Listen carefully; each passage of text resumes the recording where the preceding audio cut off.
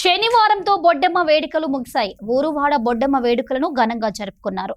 కాటారం మండలం గారెపల్లి అయ్యప్పవాడలో పనకంటి అంజలి ప్రకాష్ ఆధ్వర్యంలో శనివారం బొడ్డెమ్మ పండుగను 9 రోజుల పాటు మహిళలందరూ ఘనంగా నిర్వహించారు. అనంతరం శనివారం బొడ్డెమ్మను ఊరేగింపుగా చెరువు వద్దకు తీసుకువెళ్లి నీళ్లలో కలిపారు. ఈ కార్యక్రమంలో అయ్యప్పవాడలోని మహిళలందరూ పాల్గొన్నారు.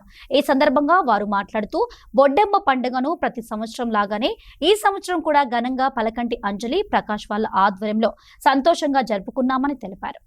పున్నమ్మ తెల్లారి పుట్టమట్టి తీసుకొచ్చి అందరు 9 మంది ముత్తైదులం కలిసి బొడ్డమ్మను వేసుకొని అందరూ రావాలి అంటే నా మాట మీదకి అందరు వచ్చేసారు. ముత్తైదులం అందరం కలిసి రంగరంగ వైభోగంగా ఆడుకుంటూ 9 రోజులు ఆడినాం. ఈరోజు లాస్ట్ కాబట్టి రేపు ఎంగిలిపూల బతుకమ్మ కాబట్టి ఈరోజు అందరూ ప్రసాదాలు తీసుకొచ్చి అమ్మవారికి నైవేద్యం పెట్టి ఊరేగింపుతోని చాలా బాగా వెళ్తాం.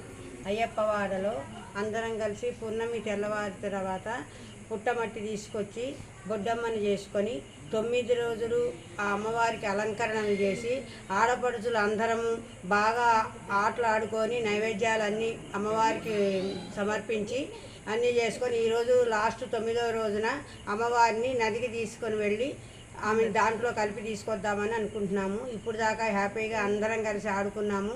అంజలి చెప్పిన మాటలకి అందరూ ఏమీ అనుకోకుండా వస్తామని చెప్పని ఇక్కడ ఉన్న వాళ్ళందరూ ఆడపడుచులు అందరూ ఇక్కడికి వచ్చి అందరూ సహకరించి అందరూ ఆడారు.